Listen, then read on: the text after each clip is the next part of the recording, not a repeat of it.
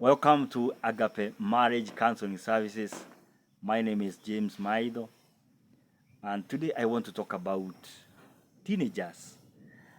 This is a critical stage in life of every person in the developmental stages. And I believe the school has been closed down, and we have these teenagers in our houses. And I believe you have a teenager in your house, and then most of the time there is a lot of outcry between the teenagers and their parents, a lot of crisis.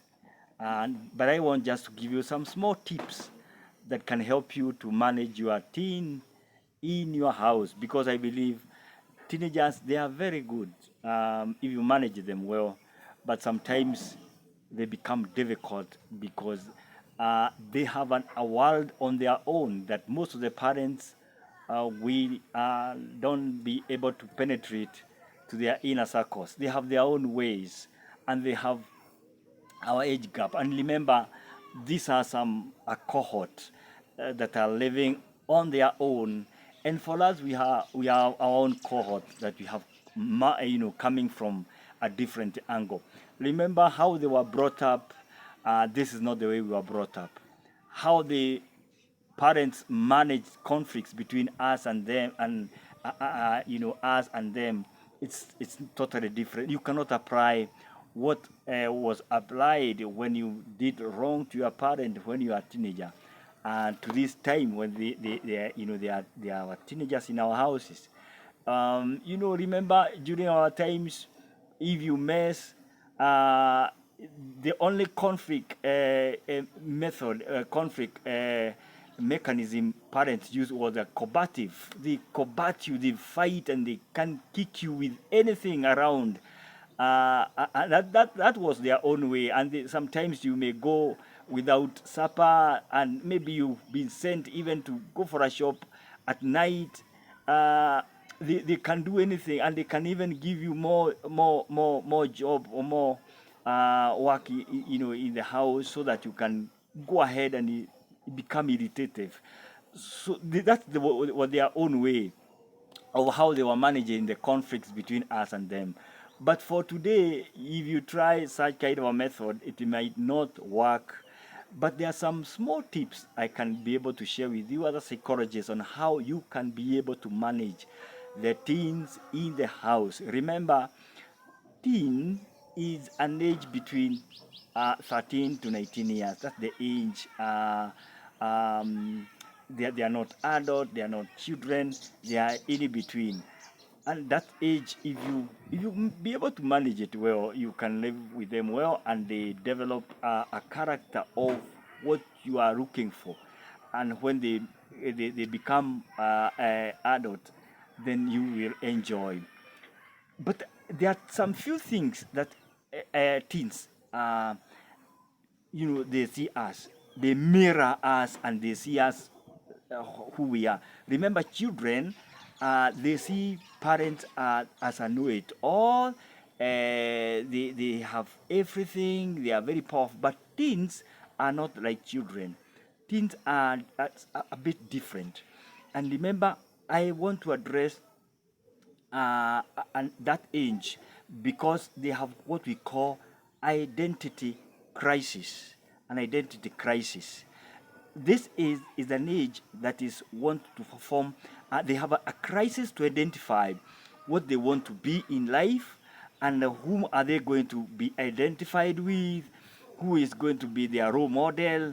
So that is why it's a very difficult stage. But if you be able to manage it well, we are going to help them, and they have what we call identity formation. They form a person whom probably we may wish for them to be. One thing that these teens they have is that this is an age that, one, they question everything.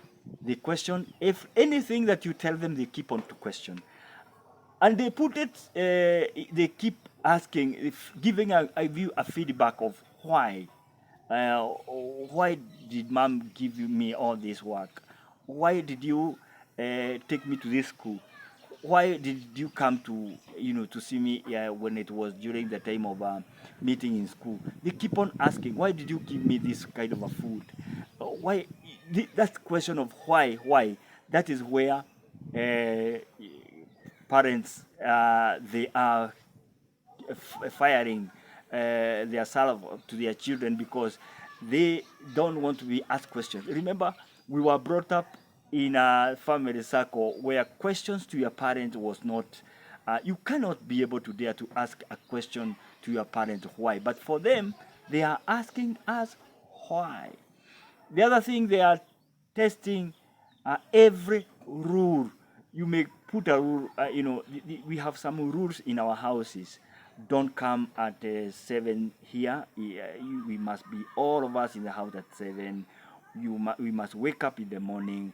You must remove utensils in the table when you finish up to eat. You must close the taps in the bathroom. All these rules that you set in your house, they always tend to test whether they work. And that is why where the crisis always come. They keep on asking, why did mom, they ask, they not only asking, but they test every rule in that house. So, and they always, they come late. You go, sometimes they don't want to go to church when you say that everybody has to go to church. In the morning, you just get them saying, Mom, today I don't want to go to church for nothing. That is it's that nature that tests every rule that you set. They are wired like that. When it comes to that level, to that age, they always test every rule that you set. We call them the folkways. They always tested them. When you tell them don't wear this, you should not wear this when going to church, you get them following you, and that's what they have won. So and the crisis start from there. So these are some of the other issue they normally do. They believe that however much parents we know it all, we have our own, we have own weaknesses, and they want to test our weaknesses.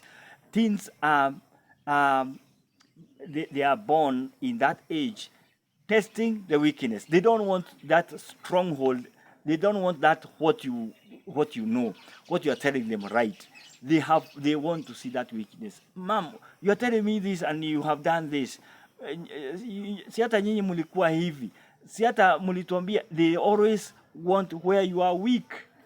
And I know no parent wants to listen to his weaknesses from the children, and that is where the crisis come. This is the age that always test our weaknesses and our fault, especially when we mess. That is where they are more deep concerned, and that is where the crisis always come from. When you ask them, how many marks did you get? They always ask you, mom, you'd not go to university. You'd not even, you'd not make it.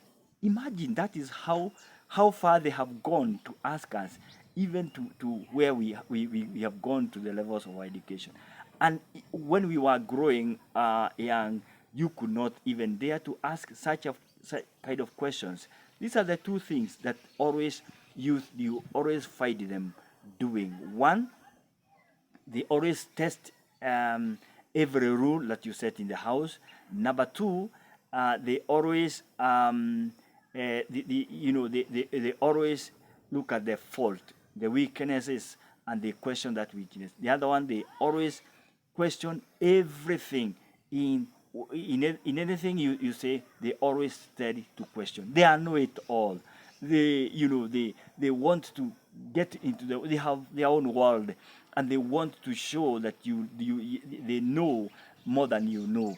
So that brings a lot of crisis, and even identity crisis. They want to identify with the people they know. They want to identify with the people they have seen the the TV in all their world where they normally go to look for their mentors, and that is where now they get to question everything. But I want to give you some 3 or 4 tips that can help you to manage this thing in the house. The first thing that you can be able to manage them, one, it is to use what we call a persuasive method, not combative. Remember, our parents used combative, although it worked, but today it cannot work. You cannot just sit and fight this youth every evening, but you can do what we call persuasive. You can have a dialogue, sit and talk to them, engage at what we call a family talk, whereby the dad is there, the mom is there, and we always say that in any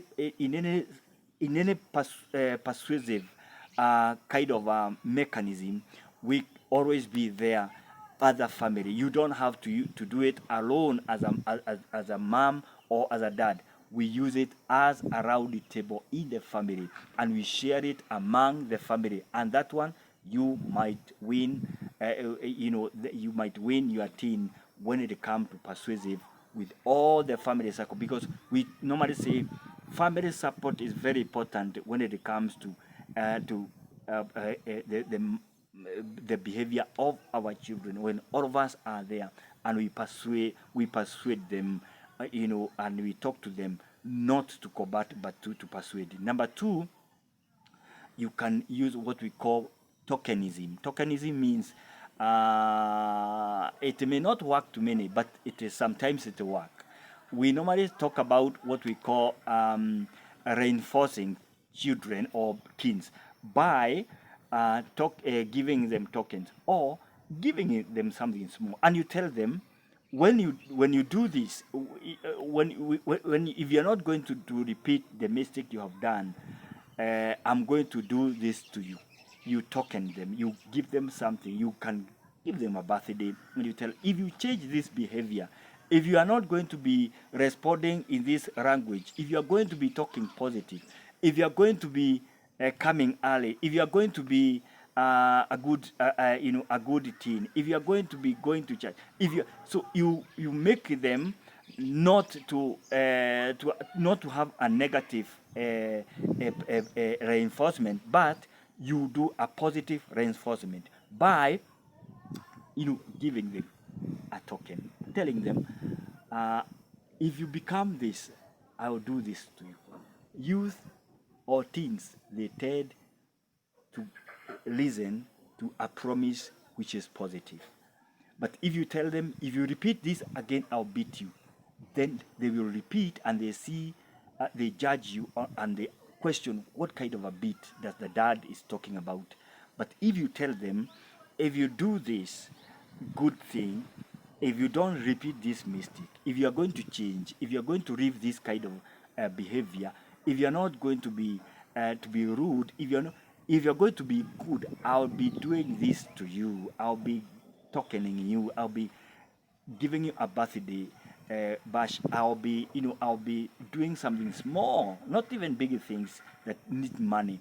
You can just give. We call it a token economy, whereby you give them something that can reinforce their behavior, and they change their behavior. And by that means, you're not going to have any war, between you and them, because they shall live up with what you have promised.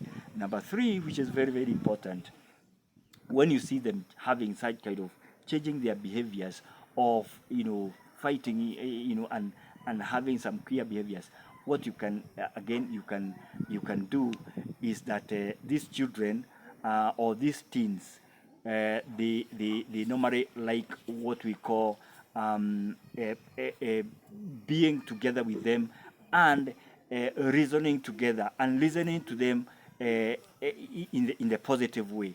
And don't misjudge them, don't misquote them, don't always think that what they are saying is bad. Don't misjudge them, don't look them as someone who always has done wrong. Just make sure that you even when you see them, don't, because youth are so much skeptical. They always think that you are judging them wrong, and when you come close to them, they always run away from you. When you come in, they always run away from you. So have a friendship kind of a language. Know what they like. Just joke with them. Have a language of their own, and just even get into their inner course. Understand what is that they are looking for. Tell them more about that TikTok that you know.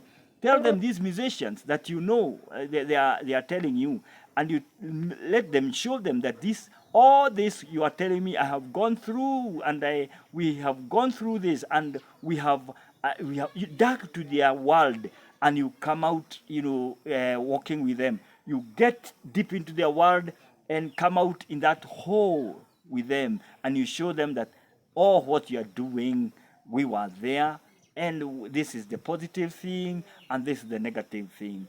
Don't bombard them with fight and all that, because all it will bring them. If you fight them, there are three things they can come up to with. They can enter into. One, they can become juvenile, or we call them the juvenile delinquents. They can run away from you. They can go out and they can bear children outside there, and then that will be your problem. The other one is they'll create what we call the suicidal thoughts. They'll start thinking that what you are doing, you don't love them, and along the way they shall have suicidal thought, and they can learn to commit suicide. And the other issue they can quickly do, they can rebel and become rebellious to the family and to anyone else in that family, and they can become a burden to everyone, and they shield themselves out of their family, and from that level they become enemy to other siblings in that family, because they may think they have been pointed only for them, so they have been separated. They have been there is that they have been stereotyped only, but so you can be able now to just understand their language, talk to them, become friends, and more to that, it will be very important. And the last thing which is very good, instill what we call still rules, disciplines, and the boundaries. They are very, very important in the teens. Make sure you instill discipline. Don't leave discipline, because discipline is there. Even the Bible talks about discipline, and the rules must be there, well guided rules. And again, then make sure you have what we call the family boundaries. That don't do this, because this one, it is our family. We have our own boundaries. We have got our own rules. We have got our own family rules and what we observe under family. When they grow, they shall move with it. And very important that identity crisis, it is there with teens, with every teens. And even when you see them with their own peers, they are trying to look for identity. And identity, the greatest identity, come from the parents. So make sure your child become your friend, so that they can acquire the identity mentor from you. Thank you, and God bless you. If you need us to talk to your children, if you have a family, the children in your family, and you would like us to talk to them, you can call us, you can talk to us, and we can be able to talk to your children, so that they can have a well balanced lifespan, and they shift from the adolescence, to the teens, and to the adult life stage in their life. May God bless you. Shalom. God bless you.